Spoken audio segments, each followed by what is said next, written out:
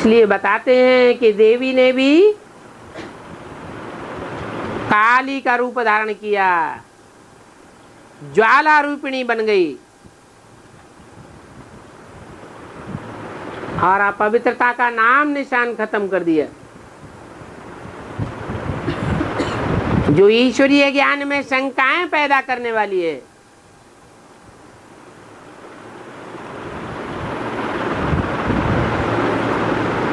और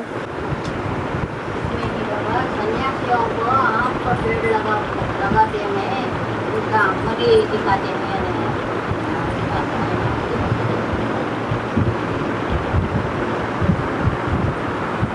आम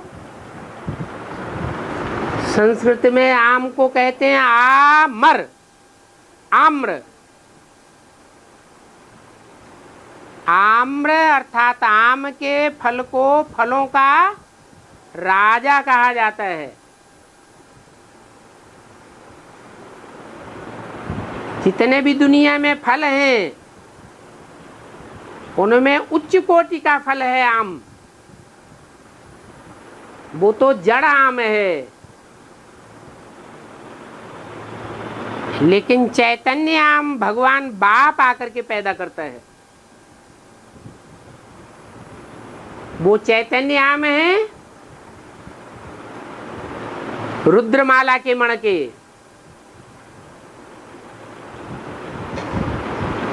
वो रुद्रमाला के मणके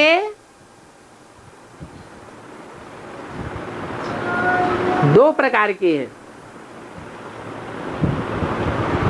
उसमें देशी मणके भी हैं और विदेशी मणके भी हैं। जो देशी मणके हैं वो देशी आम हैं,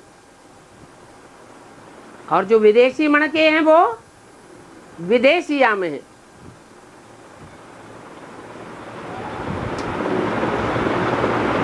ये बाप के डायरेक्ट बच्चे हैं।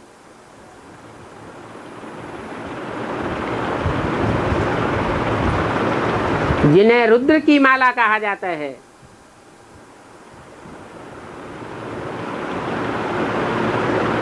ये सन्यासी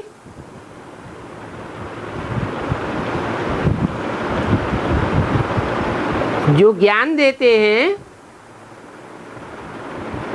उस ज्ञान से कोई राजाई स्थापन नहीं होती।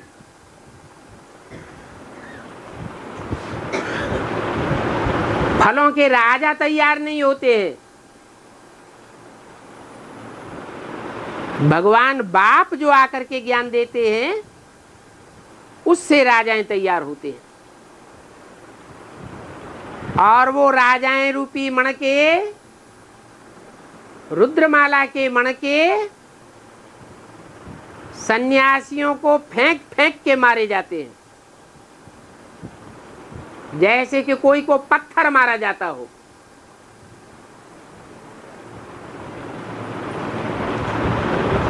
अर्थात भगवान बाप आकर जिन बच्चों को डायरेक्ट पढ़ाई पढ़ाता है, उस पढ़ाई से श्रूड बुद्धि हुए बच्चे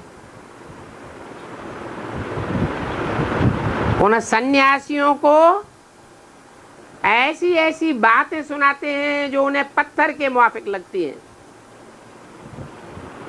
इसलिए भक्ति मार्ग में जब जब सन्यासी भाषण करने बैठते हैं,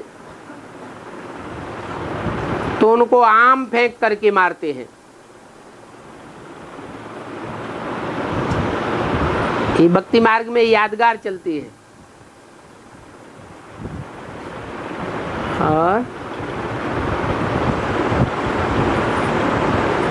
ब्राह्मणों की दुनिया में भी बेसिक नॉलेज में सब सन्यासी हैं या गृहस्थी हैं? सन्यासी हैं। बाबा ने बोला है, ये छोटी छोटी कन्याएं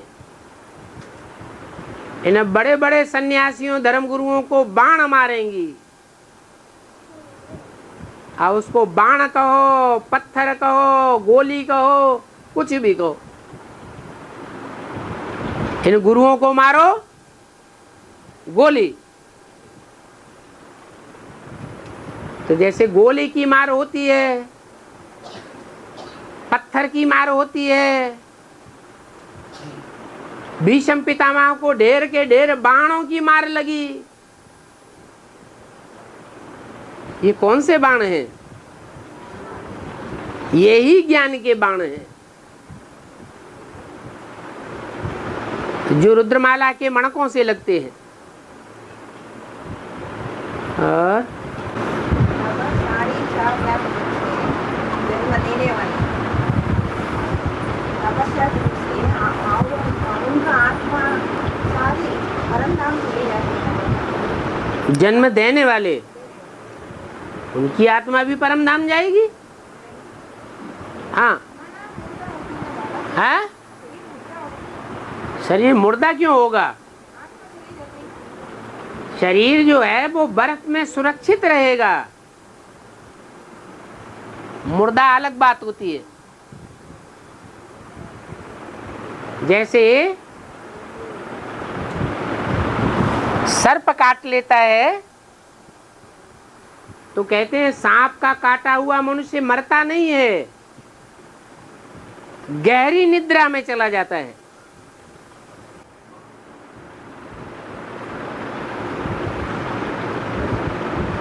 ऐसे ही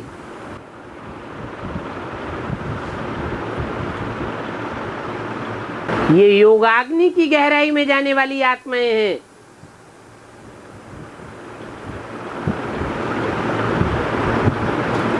जब संसार का अंत होगा, एटम बम फटेंगे,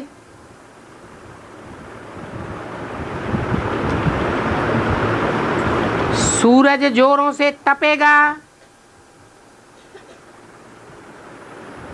तो पृथ्वी पर जो सागर है उसका पानी बॉयल होने लगेगा और भाप बनकर के ऊपर उड़ेगा। इतनी जोर से बरसात होगी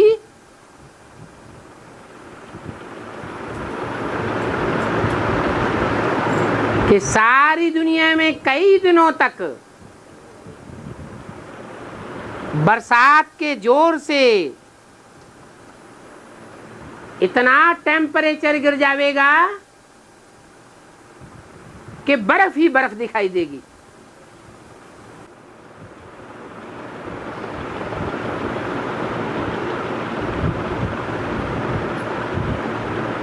उस बर्फ के ढेर में, बर्फ के पहाड़ में दो तरह के मनुष्यों के मुर्दे होंगे। एक होंगे जिन्होंने योग बल की सिद्धि प्राप्त नहीं कर पाई,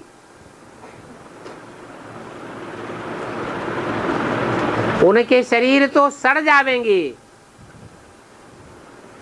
और एक मुट्ठी भर वो बच्चे होंगे जिन्होंने योग बल से सिद्धि प्राप्त कर ली,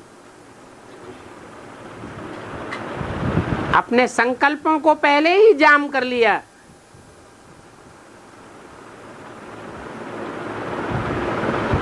तो जिन्होंने अपने संकल्पों को जाम कर लिया,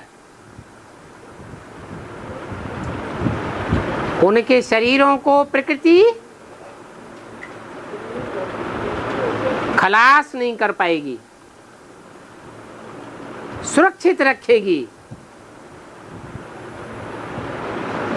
बल उन शरीरों में से आत्मा उड़ करके परम धाम चली जाएगी। और जो जितना योगी होगा, बड़े से बड़ा योगी होगा, तो पहले से पहले अपने उस सुरक्षित शरीर में प्रवेश करके पृथ्वी पर विचरण करने लगेगा।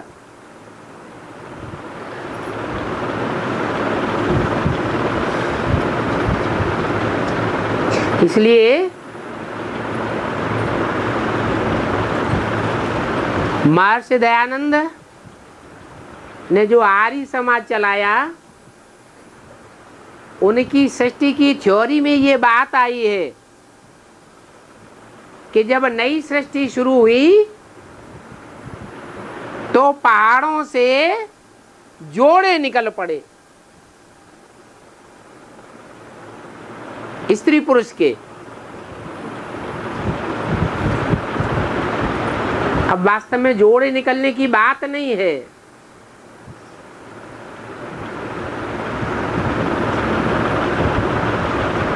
राधा कृष्ण जैसी आत्माएं जो समान पुरुषार्थी होती है, राम सीता जैसी आत्माएं जो समान पुरुषार्थी होती है, वो साथ साथ नीचे उतरती है परमधाम से और अपने अपने शरीर में प्रवेश कर जाती है। उस आत्मा की गर्मी से वो शरीर बर्फ से ऑटोमेटिक निकल करके बाहर आते हैं। ऐसे सृष्टि की प्रक्रिया चालू हो जाएगी।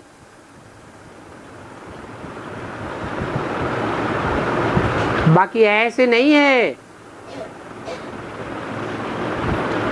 कि सबके शरीर मुर्दा हो जाएंगे, मिट्टी में मिल जाएंगे। नहीं, बाप तो कहते हैं मैं तुम्हारी आत्मा और शरीर रूपी नैया दोनों का खिवैया हूं। आत्मा को भी पार ले जाता हूं और शरीर रूपी नैया को भी पार ले जाने वाला खिवैया आया हुआ है। मैं ऐसा धोबी हूं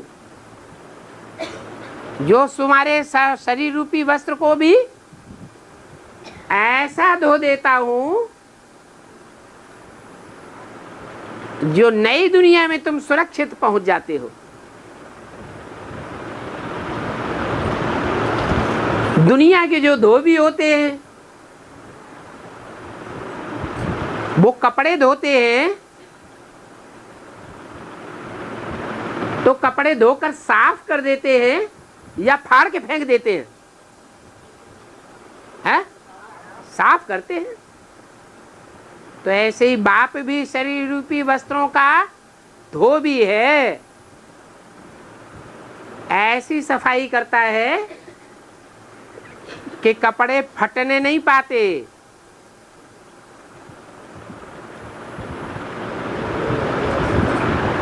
कंचन काया बन करके नई दुनिया में पहुंच जाते हैं। ऐसा धोबी किस काम का? जो कपड़ा फाड़ के रख दे और कहे अगले जन्म में ले लेना, तो कोई कपड़े देगा? है? वो तथाकथित ब्राह्मण बीके वाले क्या कहते हैं? है? उनका क्या कहना है? हाँ, पढ़ने की बात नहीं है, यहाँ बात है कपड़े धोने की। वो कहते तो हैं भगवान बाप वाशरमैन है, धोबी बनकर आया है, लेकिन उनका कहना ये है धोबी यहाँ कपड़े धोता है, यहाँ कपड़ा खत्म हो जाएगा और अगले जन्म में हमको नया कपड़ा मिल जाएगा। यहाँ तो बाप की पढ़ाई भी ऐसी है, यही पढ़ाई पढ़ो और पढ़ाई पढ़ के इसी शरीर से यही इसी दुनिया में ऊंच पद ले लो। हाँ,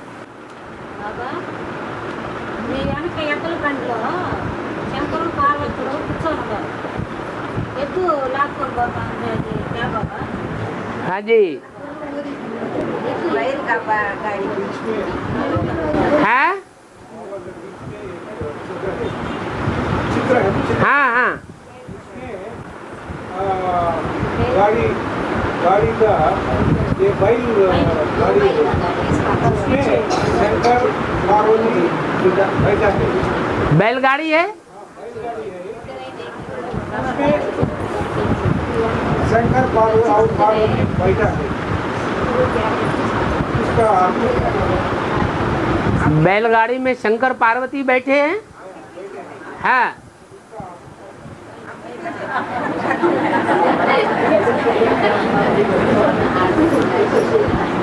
क्या है?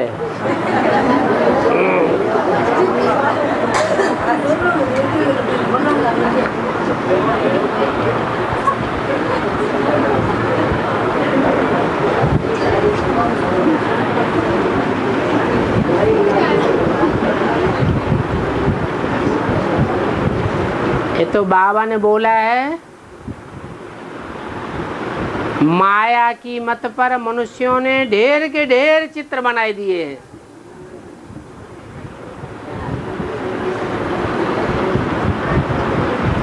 नहीं तो बाप ने आकर के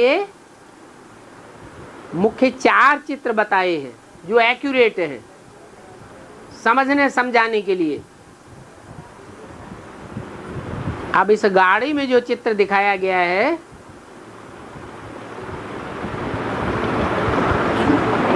ये 2 बैल हैं।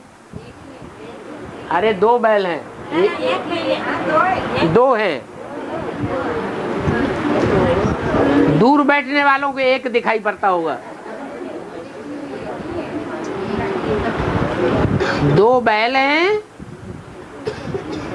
और गाड़ी में जुते हुए हैं और उस बैलों पर बैठे हुए हैं शंकर पार्वती।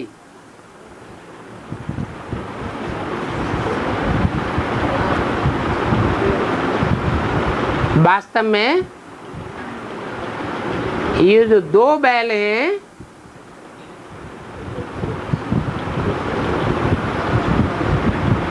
वो कोई दूसरे नहीं है, ये उनका ही संगम युगी रूप है।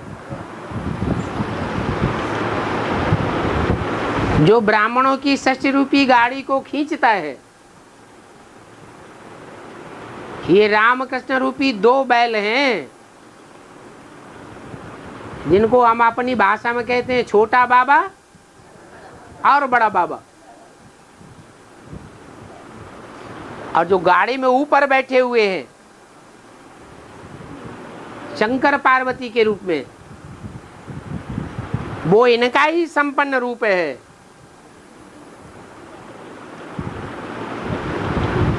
और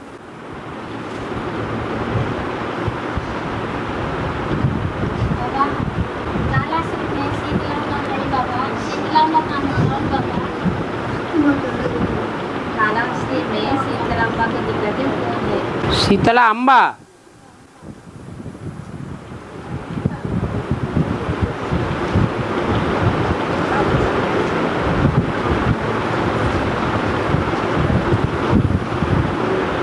ये काल कहते हैं समय को,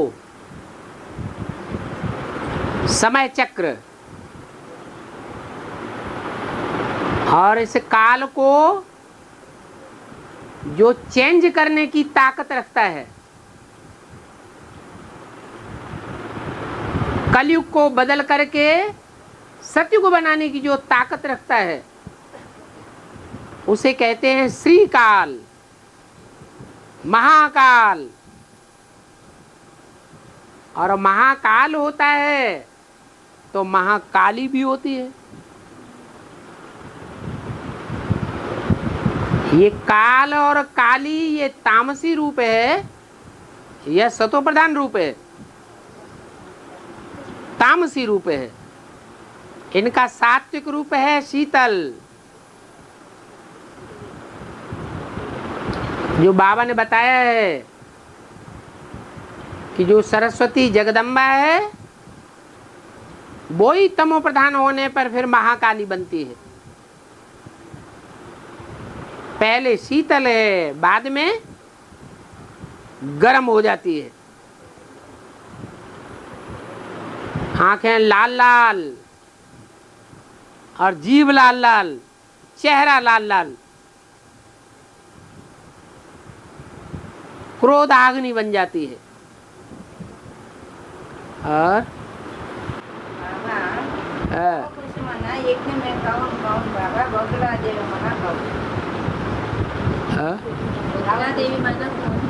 बगुला देवी,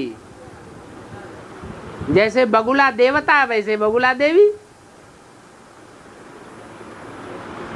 बगुला पुरुषार्थी होता है ना,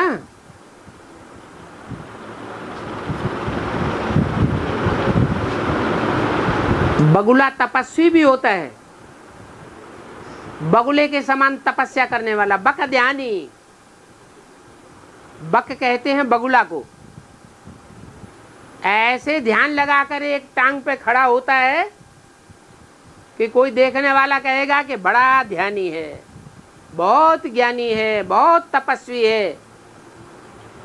और जैसे ही कोई मछली बहती हुई आती है, चाहे वो मरी हुई मछली ही क्यों न हो, फटाक से उसको गड़प कर लेगा और फिर खड़ा हो जाएगा तपस्या में, ध्यान में। तो जैसे बक ध्यानी होता है, वो तो पुरुष रूप हो गया। तो बगुला क्या अकेला होता है? मेल ही होता है, फीमेल नहीं होती होगी, है?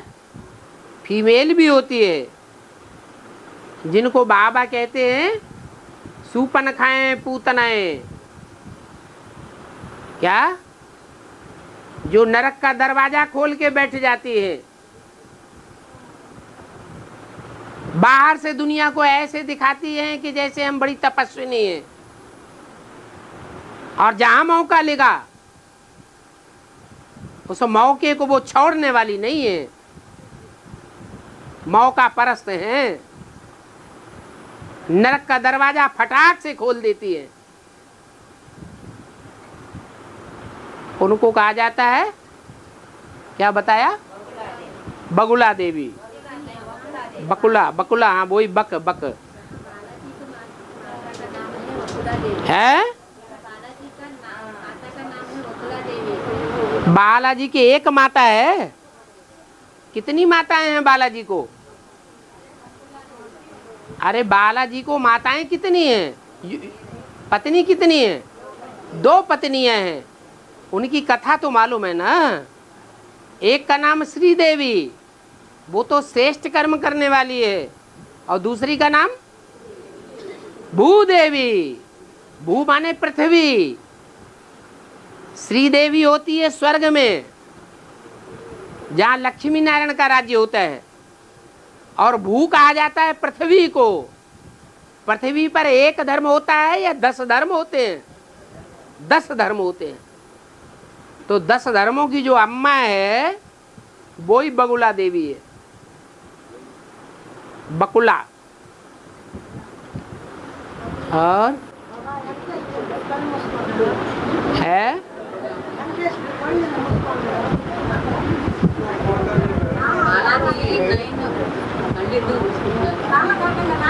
बाबा बालाजी का रूप है ना, दिखाते हैं। हाँ, बालाजी का आँख को बंद करके है, टीका लगाते, 3 टीका। हाँ आँख नहीं दिखाई पड़ा हाँ, देखने वालों को, इसलिए इतना बड़ा टीका लगाते हैं। जो टीका है वो आत्म की स्मृति में टिकने की निशानी है। क्या? टीका किस बात की निशानी है?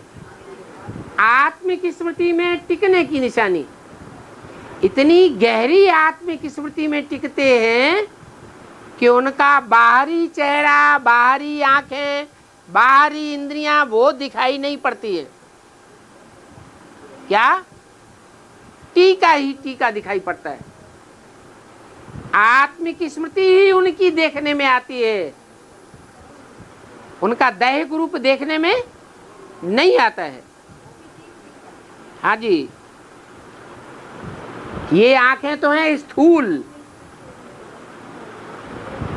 इन आंखों से जो भी हम कुछ देखते हैं वो विनाशी देखते हैं कि अविनाशी देखते हैं? विनाशी देखते हैं। वो सब भस्म होने वाला है। तो जो बालाजी का रूप है वो त्रिपुंड जो दिखाया गया है, वो आत्मिक स्वरूप का ऐसा विशाल रूप दिखाया है भक्ति मार्ग में कि वो आंखें विनाशी देखने वाली न दिखाई दे। कौन सी आंख दिखाई दे? तीसरी आंख दिखाई दे। और हाँ, रामायण में राम के 2 बच्चे दिखाए गए हैं, एक लव और दूसरे कुश।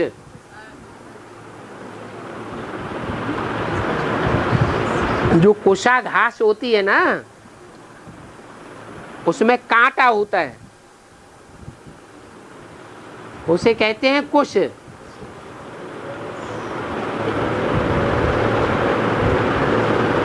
तो एक है लव, लव माने प्यार करने वाला।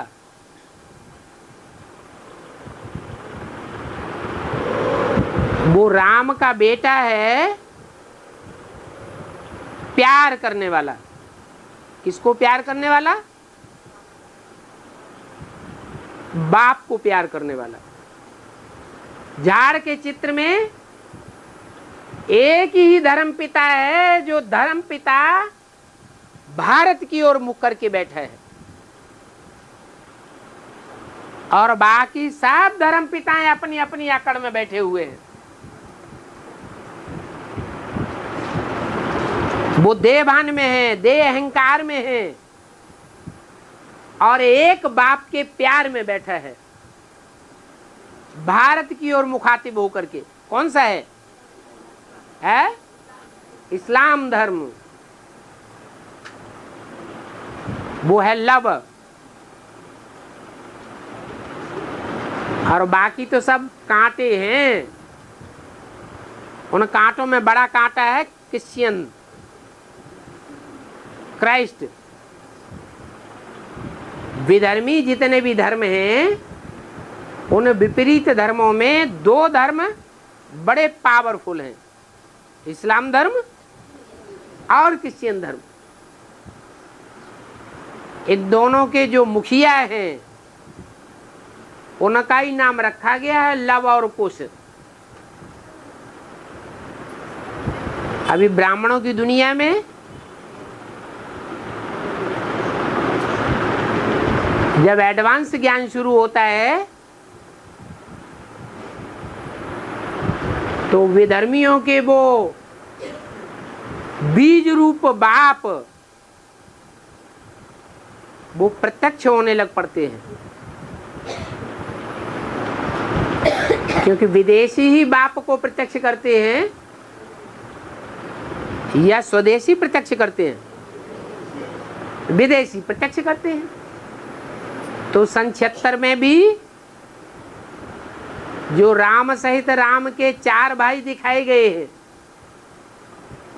उनमें 2 हैं खास विदेशी।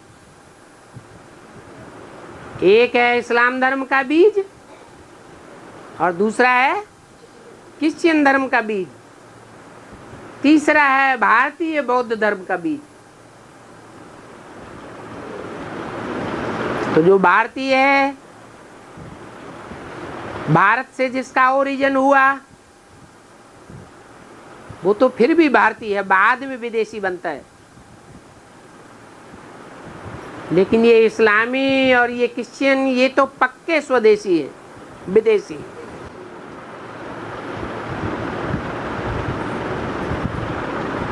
तो ये राम के 2 बच्चे दिखाए गए हैं, और इनकी लड़ाई भी दिखाई गई है। क्या? लव कुश ने किससे लड़ाई लड़ी? राम से लड़ाई लड़ी। ये संगम युग की बात है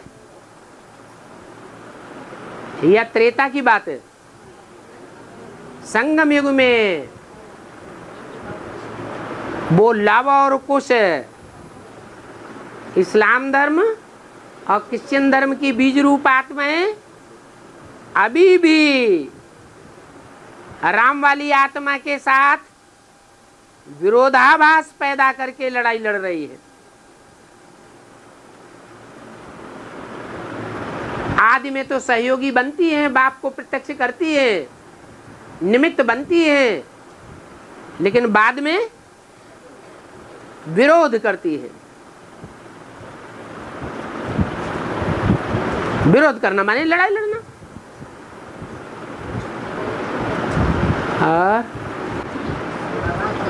में आत्माओं को राजा बनाकर राज्य विधान भी सिखाते मेरा पापा। अभी कलयुग में राज्य करने का कैसा बताते है? संगम युग में बाप आत्माओं को राजा बनाकर राज्य करने का विधान सिखाते हैं ना। आत्माओं को राजा पने के संस्कार डालते हैं, आत्माओं में राजाई के संस्कार डालते हैं। हाँ, कलयुग में राज्य करने का विधान कैसे सिखाते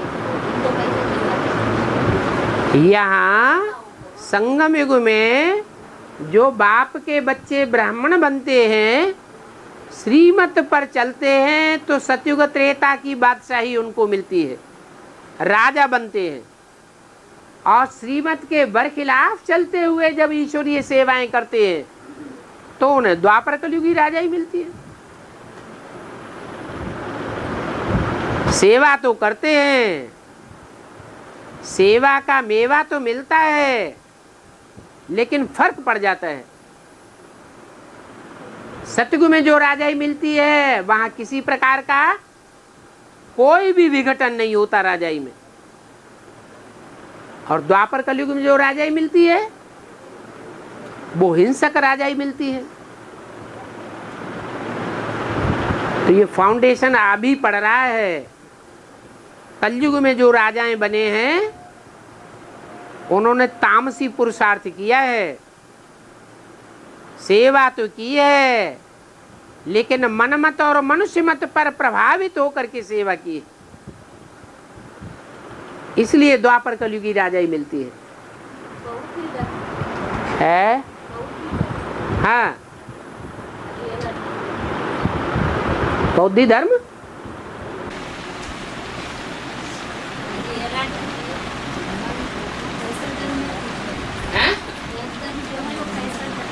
कैसा धर्म है? बुद्धिवादियों का धर्म है। जो बुद्धिवादी हैं वो बुद्धिवादी अपनी बुद्धि का अहंकार ज्यादा दिखाते हैं। भगवान बाप को बुद्धि वाले बच्चे ज्यादा पसंद हैं या दिल वाले बच्चे ज्यादा पसंद हैं? दिल वाले बच्चे ज्यादा पसंद हैं। ब्रह्मा बाबा है दिल वाला, और राम वाली आत्मा है बुद्धिवादी। बुद्धि के आधार पर राम वाली आत्मा ज्ञान को जल्दी कैच कर लेती है, कैच तो कर लेती है, लेकिन प्रैक्टिकल जीवन में उतार नहीं पाती है। प्रैक्टिकल जीवन में उतारने के लिए फिर भी विजयमाला का आवाहन करना पड़े, और विजयमाला की हेड किसकी बच्ची है? चंद्रवंशी है, चंद्रमा की बच्ची है या ज्ञानसूर्य की बच्ची है? चंद्रमा की बच्ची है, और ज्ञान चंद्रमा ब्रह्मा है दिल वाला।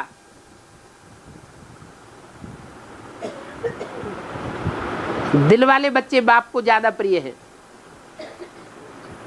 इसलिए ब्रह्मा की पढ़ाई के लिए सारी दुनिया अभी तक रुकी हुई है। उस ब्रह्मा की पढ़ाई जब तक पूरी नहीं होती है तब तक कोई भी पावन नहीं बन सकता। एक के पावन बनने पर सब पावन बनेंगे, और एक के पतित बनने पर सब पतित बन जाते हैं। तो दिल का ज्यादा महत्व हुआ या दिमाग का ज्यादा महत्व हुआ? है दिल का ज्यादा महत्व हुआ।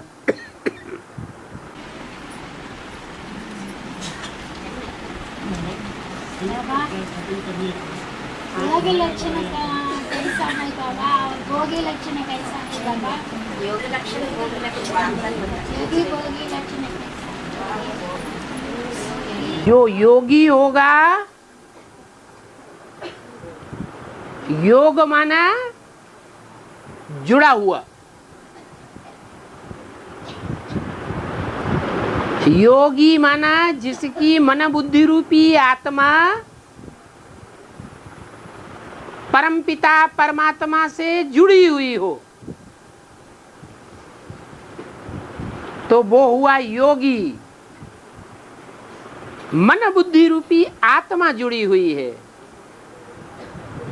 और भोगी वो हुआ जो मन बुद्धि वहां नहीं जुड़ी हुई है, परमपिता परमात्मा की याद में जुड़ी हुई नहीं है।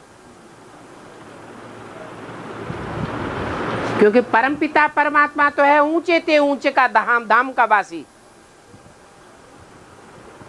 और जो भोगी हैं उनकी बुद्धि जुड़ी हुई है 5 तत्वों से बनी पृथ्वी की ओर। 5 तत्वों से बने हुई देह की ओर। जो जिनकी बुद्धि देह के भोग में लगी रहती है, देह के पदार्थों के भोग में लगी रहती है, देह के संबंधियों के भोग में लगी रहती है, वो हैं भोगी। और जिनकी मन बुद्धि रूपी आत्मा परमपिता परमात्मा की याद में लगी रहती है, वो है योगी।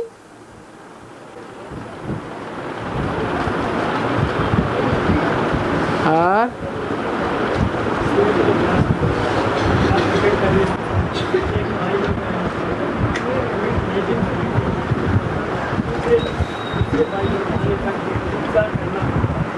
है? ये भाई साहब पूछता है। हाँ,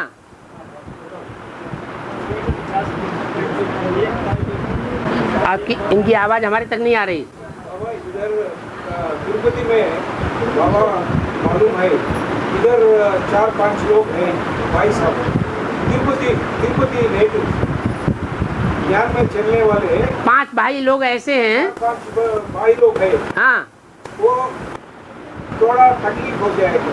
ये संगठन क्लास में हफ्ते में 2 बार हो जाएगा इधर। आते हैं गुरुवार, आदिवार, रविवार को आते हैं और गुरुवार को आते हैं। हाँ, तो एक भाई साहब आए तो इधर माता जी इधर संगठन में बैठने का परमिशन नहीं देता है।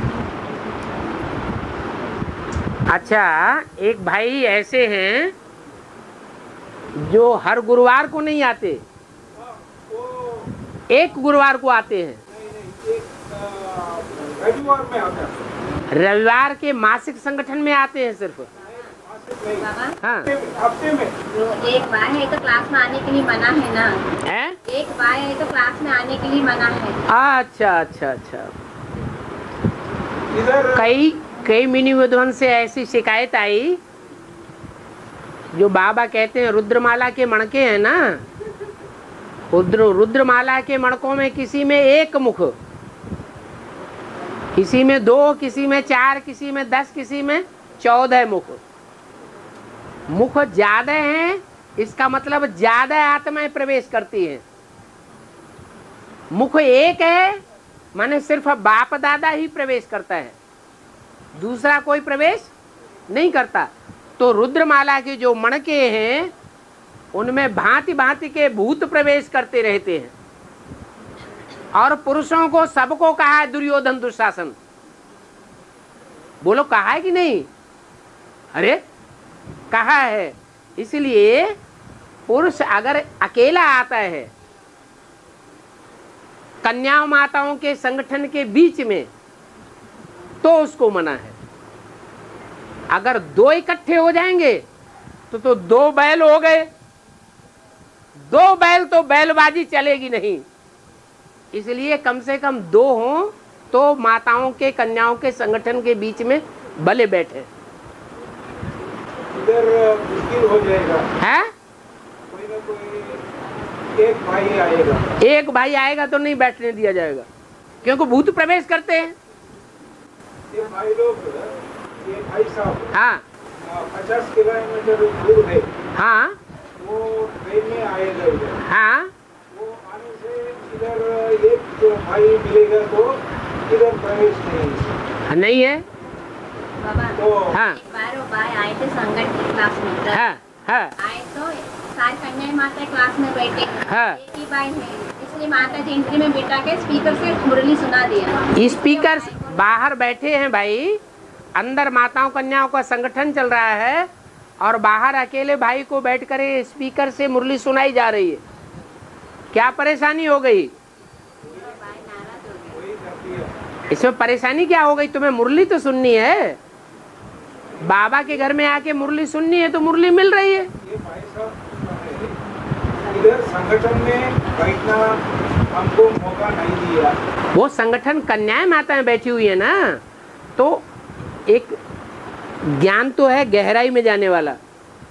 अब ज्ञान में जब ये बात क्लियर हो जाती है कि जितने भी रुद्रमाला के मणके हैं उनमें सब में भूत प्रवेश करते हैं। जैसे मुरली में बाबा ने बोला, कोई कहते हैं मेरे में मम्मा आई, कोई कहते हैं मेरे में बाबा आया। आज मम्मा बाबा आते हैं, कल कुत्ता बिल्ला आ जाएगा, तब क्या करेंगे? ये बात बोली या नहीं बोली? तो इसलिए एक भाई को अलाउ नहीं है संगठन में बैठने का। बाहर दरवाजे में बैठ जाओ, क्या है? मुरली तो सुननी है। संगठन के वाइब्रेशन तो दरवाजे के बाहर बैठने पर भी मिल जाएंगे, वाइब्रेशन नहीं मिलेंगे हैं? घर में सुन सकते हैं, घर में सुन सकते हैं, लेकिन वाइब्रेशन नहीं मिलेंगे। संगठन में मिलेंगे, लेकिन कन्याओं माताओं के संगठन में अकेले नहीं बैठना। भाइयों को संगठन क्यों नहीं इकट्ठे कर रहे? इन भाइयों से कहो कि 2-4 इकट्ठे होके आ जाए। अकेले बैठने की क्या जरूरत है? और अकेले बैठने के लिए इतनी जिद क्यों?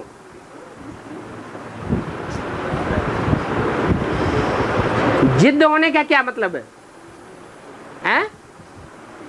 कारण भी बता दिया कि रुद्रमाला के मणकों में भूत प्रेत प्रवेश करते हैं। तुम बच्चों के द्वारा इन भूत प्रेतों का भी उद्धार होगा। ये इविल सोल्स इतनी निकल रही हैं, इनका उद्धार कहां से होगा? हम बच्चों में ही प्रवेश करके उद्धार होगा, नहीं तो इनको ज्ञान नहीं मिलेगा। तो उनसे सुरक्षा का प्रबंध हमको नहीं करना है, करना पड़ेगा। और बाबा काशी निवास के बारे में कुछ बता दीजिए। काशी निवास के बारे में। एक मिनट। क्या काशी निवास के बारे में बता दीजिए। हाँ, क्या बोला? हाँ, काशी के बारे में बता दिया ना बाबा, इसके बारे में जानकारी चाहिए। काशी नगरी क्या कथा करें बैठ के? जो पूछो सो बताएं। है यहाँ की माताओं को काशी नगरी के बारे में जानकारी। वो तो मुरली में बताते ही रहते हैं।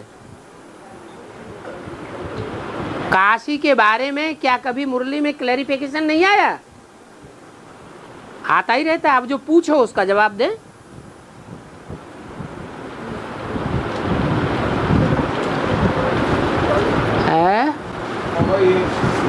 माता जी पूछती थे। हाँ, कुछ साल के पहले हाँ, इधर कड़पा जिला में एक कालक ज्ञानी नाम का है, वीर ब्रह्मम। हाँ, वो कालक ज्ञान बोधन किया। ठीक है। वो बताया कुछ साल के पहले आने वाले के समय में वीर वसंत राय वो आएगा। उसके आने का बाद ये सब पुराना दुनिया खत्म हो जाएगा, नई दुनिया आएगी।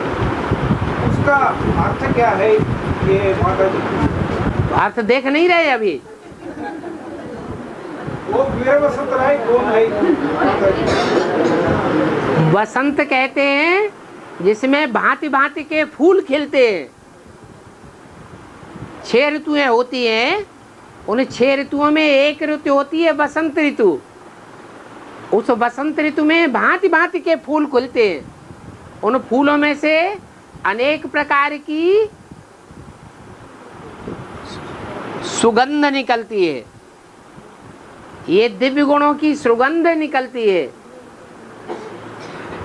जो दिव्य गुणों की सुगंध है देवताओं की दुनिया में आती है। अभी है राक्षसों की दुनिया। इन राक्षसों की दुनिया में जहां देखो वहां दुर्गंध ही दुर्गंध निकल रही है। जहां देखो वहां व्यभिचार की बातें सुनने में आ रही है। इसने उसके साथ ऐसा किया, इसने उसके साथ ऐसा किया, ये ऐसा करता है, वो वैसा करता है, वो वैसा करता है। माने दुर्गंध ही दुर्गंध की बातें आती हैं। लेकिन जो नई दुनिया आएगी उसमें सुगंध ही सुगंध की बातें होंगी। दिव्य गुणों की सुगंध फैली होगी। किसी के मुख से दुर्वासा निकलेगी ही नहीं।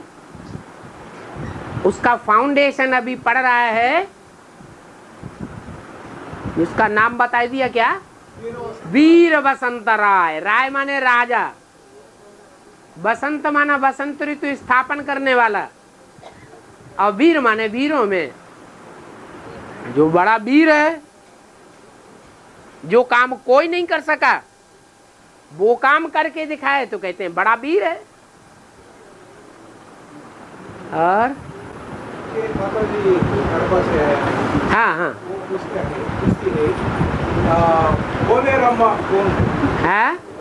ग्राम देवता है हाँ गांव गांव में, उसमें बोले रम्मा का नाम एक ग्राम देवता है। कोले रम्मा। बोले रम्मा, कोले या गोले?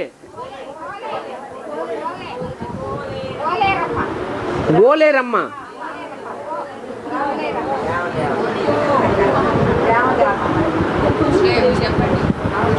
यहाँ दक्षिण भारत में कोई ग्राम देवता है जिनका नाम रखा गोले रम्मा।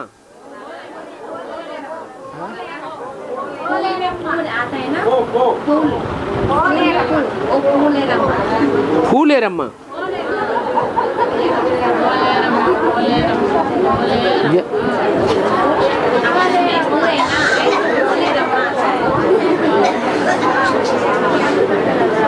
क्या है भाषा? फूले रम्मा या गोले रम्मा या कोले रम्मा क्या है? बोले रम्मा फो। फर्क का बाद वाला फ। अच्छा, फूले रम्मा, कोले रम्मा। हाँ अच्छा, एक तो होता है फूल। फूल होता है वो तो खिलता है, पहले छोटा होता है फिर खिलता है तो फूल हो जाता है, उसको तो कहते हैं फूल। तो फूले रम्मा नहीं है, फोले रम्मा। और फोले से बनता है फोल्डर। फोल्डर होता है ना, कागज इधर फैले उधर फैले उधर फैले, सब कागजों को इकट्ठा करके फोल्ड कर दिया, वो फोले रम्मा है। वो तो ठीक है।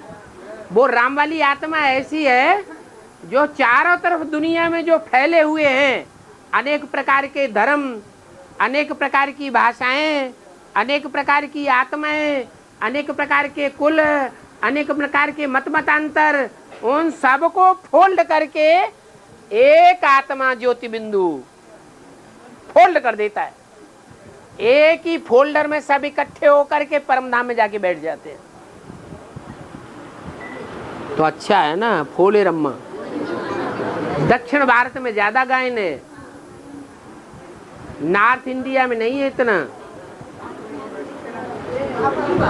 है। ऐसा इसलिए कि जो फैलाव है दुनिया में वो विदेशियों के द्वारा ज्यादा फैला हुआ है या स्वदेशियों के द्वारा फैला हुआ है दुनिया का है? विदेशियों के द्वारा दुनिया का ज्यादा फैला हुआ है। तो जिनका ज्यादा फैला हुआ है उन्हीं को ज्यादा फोल्ड किया जाता है। तो वो सारे ही फोल्ड होकर के राम वाली आत्मा के द्वारा सब परम धाम में जाके बैठते हैं। कौन? विदेशी। स्वदेशी नहीं, कौन? विदेशी। और दक्षिण भारत को भारत का विदेश कहा जाता है। इसलिए यहाँ फोले रम्मा की ज्यादा मान्यता है, उत्तर भारत में इतनी मान्यता नहीं है। हाँ हैं? हैं? सुरेंद्र पुष्प,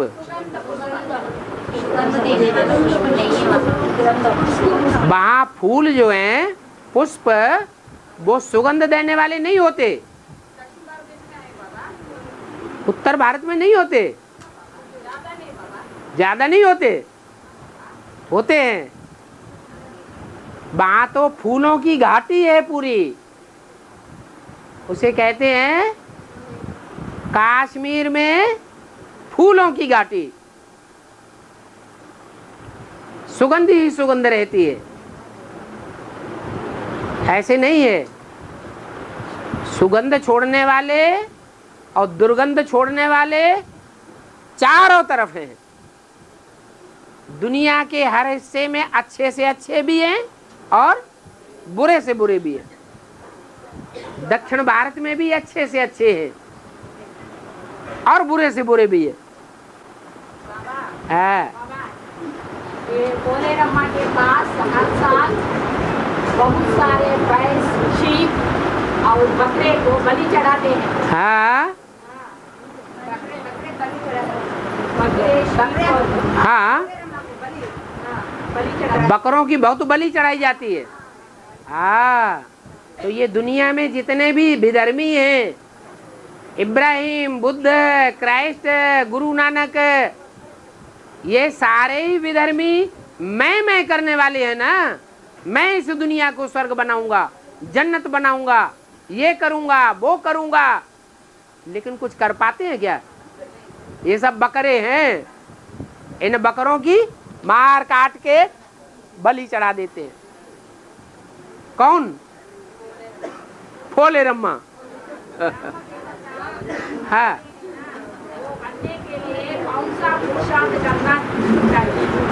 संग का रंग लेना चाहिए। जिसका संग का रंग लेंगे वैसे ही बन जावेंगे। शिव बाबा को बुद्धि से ज्यादा संग का रंग लेंगे तो शिव बाबा जैसे बन जावेंगे। बाप आए ही हैं आप समान बनाने के लिए। बाप है निराकारी, निर्विकारी, निरहंकारी, तो बच्चे भी क्या बन जावेंगे? निराकारी, निर्विकारी और निरहंकारी बन जावेंगे।